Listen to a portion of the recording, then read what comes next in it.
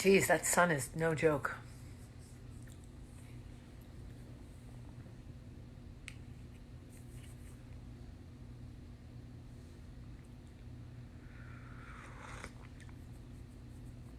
Hi, guys. Look at my handsome guys. Got some handsome guys in this crew. Only female in my crew, and I kick shit.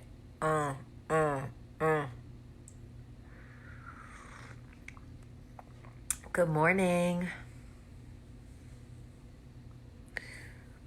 This is what happens when you go to sleep with wet hair. Good morning. Good morning, good morning. Hi, Car. Hi, Amanda. California, New Jersey, Chicago. Good morning. I have this old song in my head. My mother used to listen to this song. Tell Laura I love her. Tell Laura I need her. Tell Laura not to cry. My love for... I am your friend, Savannah. Will never die. Anyway, totally old songs. Probably from like the 50s or 60s. How's everybody doing this morning? Let me turn around so I can see you, snitches. Yeah, this is what happens when I go to bed with wet hair. It's like frizzy, and this is what I look like when I wake up. I sleep 10 hours. I slept 10 hours. Woke up, got in my car, no shoes. I was like Britney Spears. And I went to Starbucks. But I took a shower last night, shaved my legs, washed my hair. It's the best feeling, right? Shaved my armpits. Try to get myself together. Like, oof, girl. That's why I don't really know how our parents used to walk around with like big old bushes back in the day. Because like, sis, didn't you see that? Oof. Like, I'm the age my mom was when she was my age. You know what I mean. And like, I just remember back in the day, like all my friends' moms and me just being like, oof, it's a lot. Don't you ever get in the shower and do something with that? Whoa, the steam from this coffee is fogging up my glasses. Anyway, hi, Hal. So I'm home now. As you know, I was in California, which is great, but I took the red eye. Oh my God. To my R&B people, I got to tell you what happened on the airplane. Ooh, it was like snakes on a plane if snakes were R&B singers, legendary R&B singers. So, Friday night, I took the red eye from Los Angeles to Atlanta and then drove from Atlanta to Birmingham in the dark. When I tell you I was so tired yesterday, I was like walking into walls, which is why I slept 10 hours last night. But anyway, on my plane, just in my like 2 rows, was Johnny Gill. Who's Johnny Gill, you say? Oh my. My. You sure look good tonight. But you better sing that song, Johnny Gill. And you feel the magic in my hands, and I touch and rub you the right way, sure. Okay, Johnny Gill, what? Okay? Then, behind Johnny Gill was Usher Raymond. Okay? There was so much R&B royalty on my plane, I seriously almost took a knee. Started bowing to these people. curtsying. I don't even know what you're supposed to do when you... So I was talking to Johnny. I gave him my card. I was like, do you want to be in the Mile High Club? He was like, not with you. Just thought I'd shoot my shot, you know? Shoot my shot. Shoot my shot. Anyway, Usher Raymond. Usher.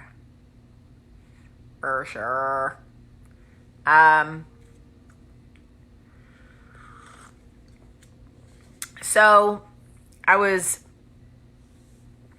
on the plane with them. Took the red eye home. Came home.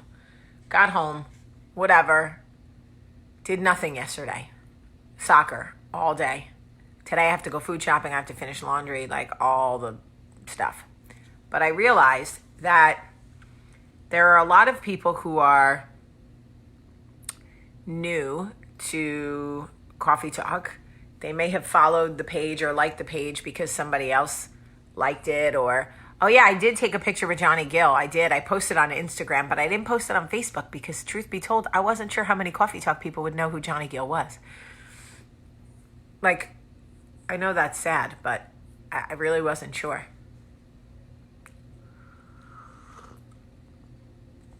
Okay, so anyway, no, Johnny Gill's not on my list. I have more women on my list than I do men.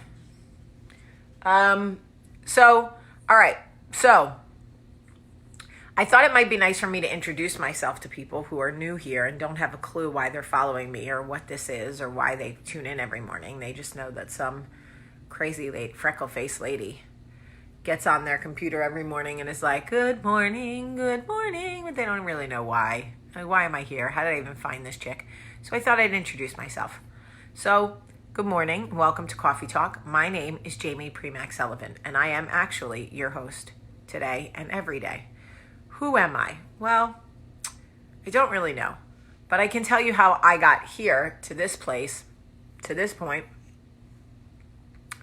In 2014, I had a show premiere in August, summer of 2014.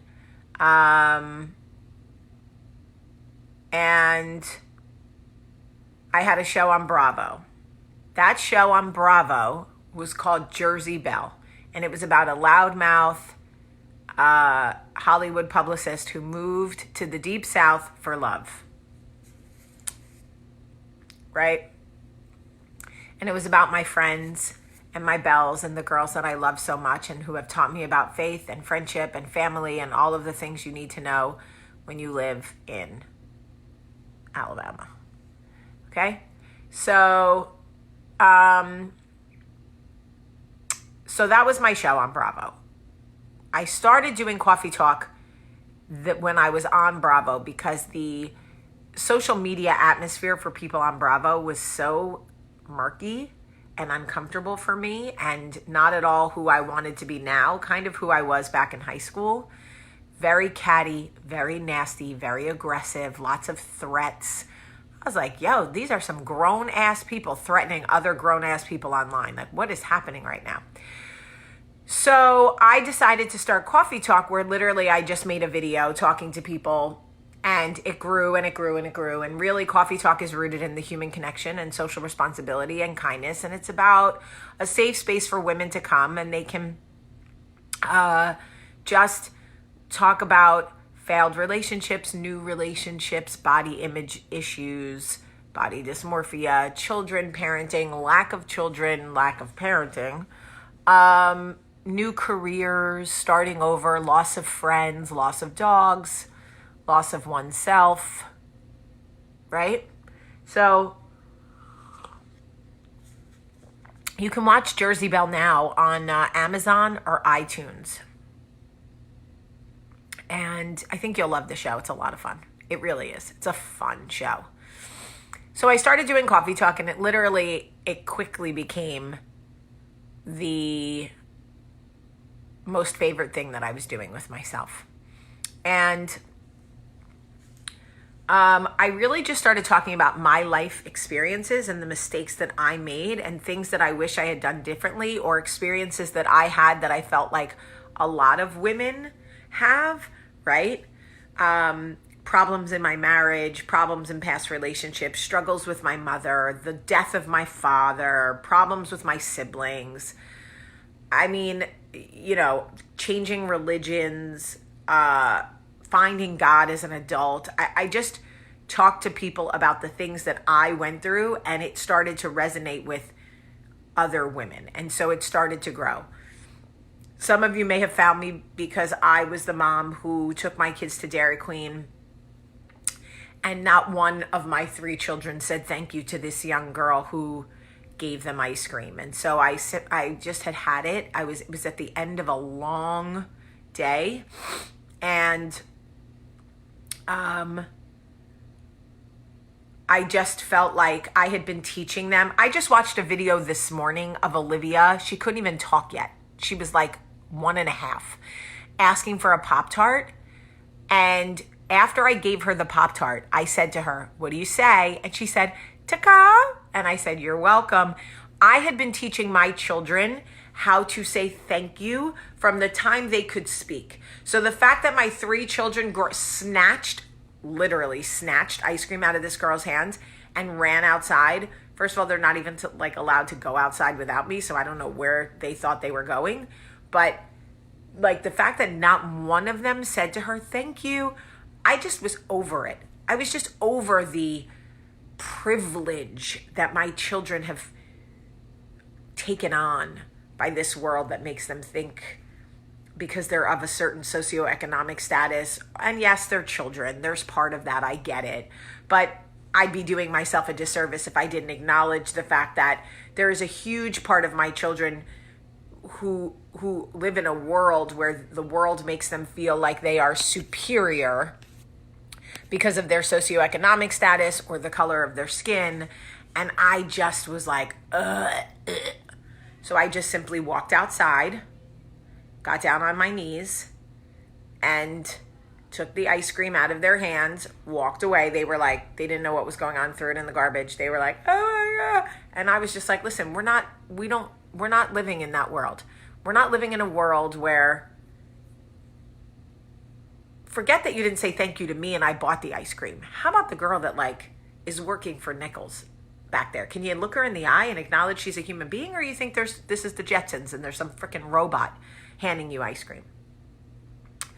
So anyway, some people found me from that.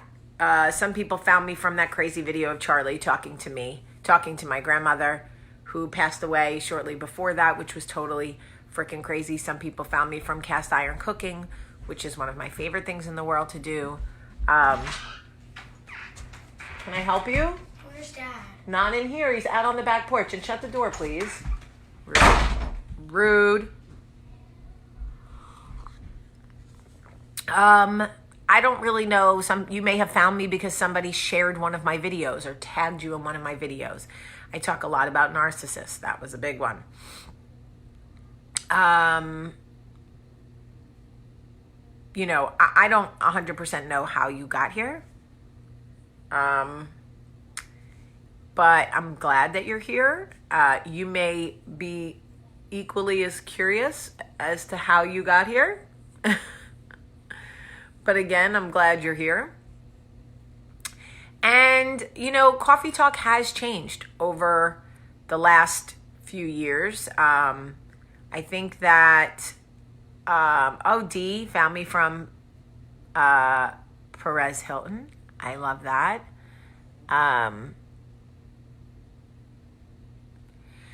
So I don't really know how you found me, but the good news is that you did. And I'm glad that you're here. And, really, Coffee Talk is a matter. God, Jamie, drink the coffee, Jamie. Drink the coffee. Coffee Talk is just an opportunity to sync up with like-minded women in the morning, and men. And just start the day off. It gives you something to think about. Every Coffee Talk won't affect you, right? It won't affect you. it may have nothing to do with what's going on in your life, but I promise you it will make you think, because you will store it in your memory, and then one of your friends will have a problem or an issue or a whatever, and you will be like, oh my God, I saw a video about this. We talked about this. We talked about this on Coffee Talk.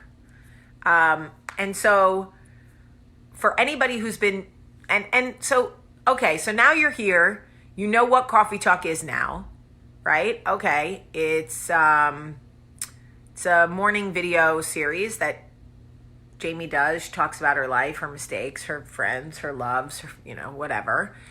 But who is Jamie? Well, I'm an author. I wrote The Southern Education of a Jersey Girl and just found out that it is still a bestseller on Audible, which is unbelievable. The book has been out for 3 years and it is still a bestseller on Audible, meaning people want to hear me read it because I recorded it, which is so cool. So I'm an author. I was a publicist. I am a writer. I am a producer. I am a mother. I have 3 children, 8, 10, and 11. I have a husband. His name is Michael. People a lot of times like Michael better than they like me, which is totally fine. I am open. I openly admit that Michael is the first is not right. First, I don't know how to explain it. I haven't dated many white people, men. I haven't dated many white men, other than Michael. So I'm very honest about that. I've dated women. I've been very honest about that. I used to do a lot of drugs when I was young. I've been very honest about that. I used to fight a lot. I was a bully. I've been very honest about that. I found God and was saved in my 20s. I can't stop talking about that. And what is really amazing to me is that more people have found acceptance through their love of me and Coffee Talk than they have in their own life. I'll never forget, I got a message from a woman in her 60s who's from North Alabama, who said to me, for some reason, I know you're bisexual and it doesn't bother me. I love you. But in my own life, I cannot find that level of acceptance. I said, well, this is a start. Here we are. This is a start. So, my daughter, when do I need to be home? Charlie! Here's a parenting moment. Charlie! Now she'll act like she doesn't hear me because I called her rude. But I struggle a lot with, being able to fight, being a fighter by nature, and choosing not to fight, which a lot of times makes me feel vulnerable and weak. And I have to learn that walking away and being the bigger person makes you strong, because where I come from, that's not the case. And I wasn't raised like that. And I was raised by a crazy mother. And, when people test me or try me and I want to fight them because that's what I know how to do and that's how I know I'll win, and then I can't because I'm a mom, because my husband doesn't like it, and because I'll go to jail or something.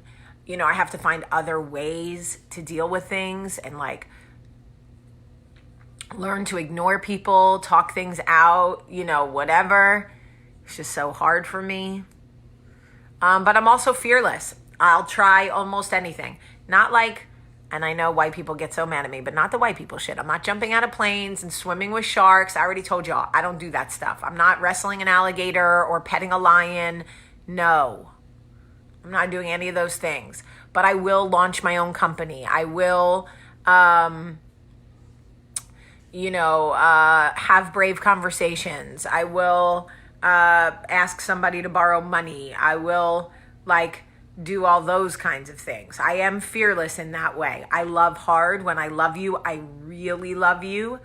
Danielle, I'm not talking mess on your shark, sis. If you want to swim with sharks, you go right ahead. In fact, sharks depend on white people to come swim with them. That's the truth. Who else are they going to eat? I don't know. I'm Sicilian. We don't do that. No, nope. Here's what you'll never see on my tombstone. Here lies Jamie. She died from a shark attack. No, and now I know. Did you see the lady who jumped into the lion pen at the Bronx Zoo? She was black. Guess what? She probably had too many white friends, because that is some crazy shit. I never saw a black woman jump into a lion. You look at the history of people jumping over shit at zoos, it is overwhelmingly white people. We believe that we are indestructible. This woman, she was black. You are 100% right, but she probably had a lot of white friends. And they were probably like, go, you can do it. We'll take pictures. What? No. Listen, and let me tell you, these animals are like, did she just, is this bit, what? The animals are looking at us like, listen, this girl just jumped, is she, what am I, and then the animal is looking, at the trainer, at the zoo people like, is this a test? Nah, she's trying to get me killed, right? Because if I go over there and eat her now, she's in my enclosure. If I go over there and eat her, y'all are going to kill me. No. You see, it's like a coffee talk. It's a test. No, I'm not doing it. I'm not doing it. She came over here, but I'm going to stand right here and I'm just going to stare at her like, I know you didn't just come in here. Like, what are you? And I think the woman has mental issues. I really do. First of all, you got to have mental issues to jump into a lion cage. I don't care. You have to. So maybe you don't have diagnosed mental issues, but you will have mental issues. Yeah, the lion's like, right, this is too easy. I'm not falling for this. And I'll just tell you this. If I ever swim with a shark, I swear on my ovaries that shit was an accident. No, Irish Stinger, Prince Smiley is one of my best friends. When he says I can't stand you, that's the way we talk to each other. I tell my kids I can't stand them all the time. I can't stand you. I'm just telling you, if I ever go into a lion cage, just so you guys know, it's an accident. Somebody save me. I fell. I don't care if I landed on my feet. I still fell. Nope. I don't swim with sharks. None of that. And I have been very drunk. And I may have kissed some questionable people. My body's having a physical reaction to animals. Wildlife. I have been very drunk in my life. And I have kissed some questionable people. Okay? Dare I say, I may have even had sex with some questionable people. But I have never been so drunk or so high that I was like, hey, you know what's a great idea? Let me climb into this lion enclosure. And I've done a lot of drugs. I've done hallucinogens. I've done cocaine. I've smoked weed. I drank vodka. I've done all of it. I used to do whippets. I have never in my life thought, you know what's a good idea? Let me swim with these sharks.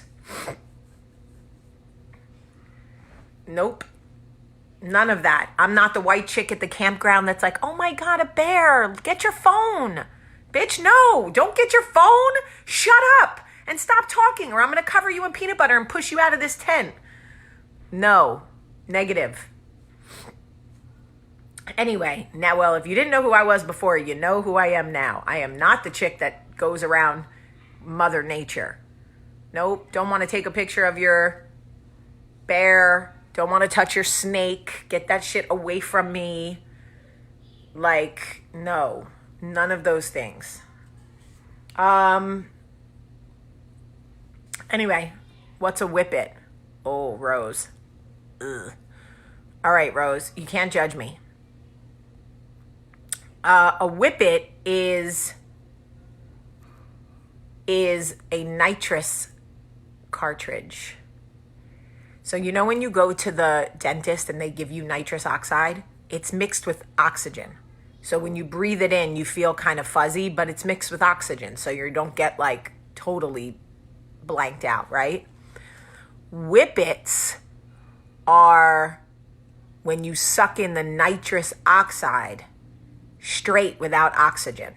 So your brain's like, and it makes a weird sound like this. I don't know. Anyway, I may or may not have tried that once or twice. Don't tell my mom. So I love you too, Rose. Thank you so much, Rose, for not judging my bad habits. But just so you know, Rose, I was very young. Very. But I swear, like most coffee talks are normal and helpful. They're not all about, animals and wildlife and stuff like that. But me and Snoop could probably definitely do an animal show together. Here comes the bear. Hell no. I'm staying here. Me too. Great. This will be a show where two people sit in a tent and watch the bear from inside. Yes, it will. Okay. Nope. Oh my God, Robin, I love you. Robin goes, only black snakes for Jamie, the ones attached to men. Here.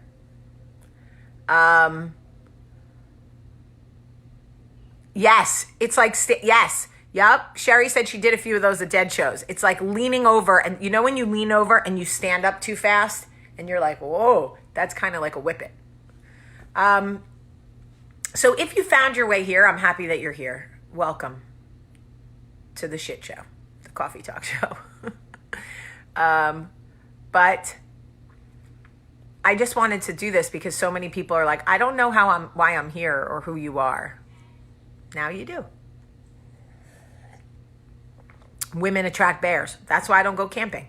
Listen, I'm telling you right now, I don't go in the ocean. I don't go camping. I'm not going on a snipe hunt. I'm not the chick that's like, even those damn petting zoos. It's just a goat. It doesn't bite. No, goats have teeth. Don't tell me it doesn't bite. Just tell me it hasn't bitten anyone yet. Okay? I don't pet other people's dogs. I don't know. And when people say, he doesn't bite, you don't know that? You don't know that. No, I don't know. I'll look at your goldfish if you want. I will look at your goldfish. I'll come over, put my face right up on the tank. This is Smiley. My friend Smiley is screaming, Jamie is not white. Smiley is Haitian, and he's screaming, Jamie is not white. I swear she's not white. I am white. I just know better than to go near dangerous animals.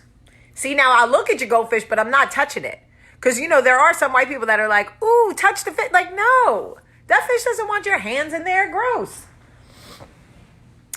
Listen, you know what? It's not my thing. And I love dogs, but I'm not touching anybody's dog I don't know. Look at all the people who know about goats. This is why I love white people. Because if you say something about a goat, white people will be like, goats only have 6 teeth on their bottom row. Did you know that? No, but thank you so much, Charles. What motivates you to do coffee talk every day? That's a good question. I think coffee talk keeps me, accountable.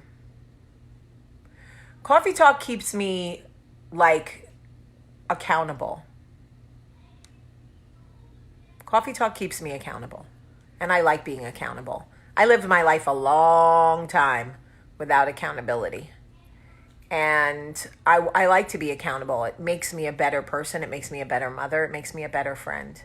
So when I sit here and talk to you guys about what I'm trying to do with my life and the decisions that I've made and those types of things, it just keeps me accountable.